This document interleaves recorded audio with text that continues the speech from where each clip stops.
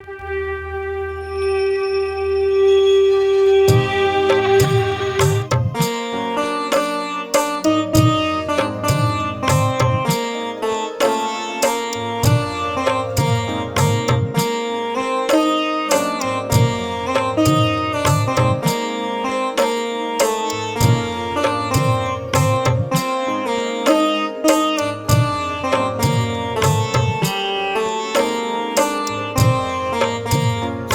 रामचंद्र कृपालु भजु मन हरण भव भय दारुणम नव कंज लोचन कंज मुख कर कंज पद कंजारुणम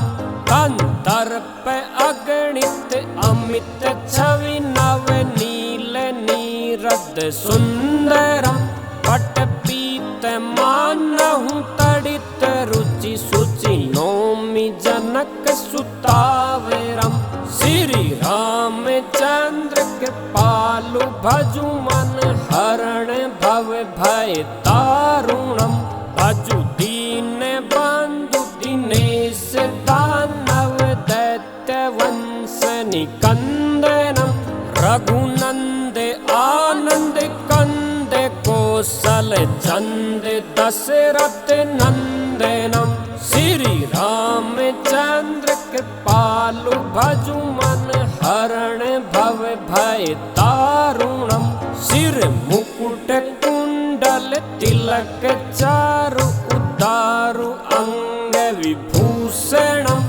आजानु भुज सर चाप धर संग्राम जित कर दूषणम श्री रामचंद्र कृपालु भजु मन हरण भव भय दारुणम इति वदति तुलसीदास शंकर शेष मुनि मन रंजनम मम हृदय कंज निवास उरु कामादि खल दल गंजनम श्री रामचंद्र कृपालु भजु मन हरण भव भय दारुणम मन जाहि राचयो मिलहि सोवर सहज सुंदर सांवरो करुणा निधान सुजान शील स्नेहु जानत रावेरो श्री रामचंद्र कृपालु भजु मन हरण भव भय दारुणम एहि भांति गौरी शीस सुन सिय सहित हिय हर्षित अली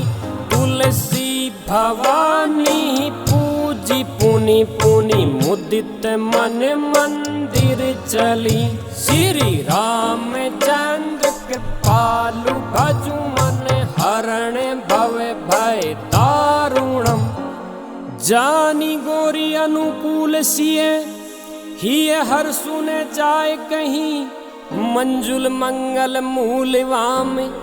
अंग फरकन लगे।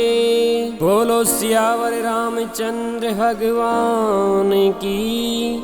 जय हो।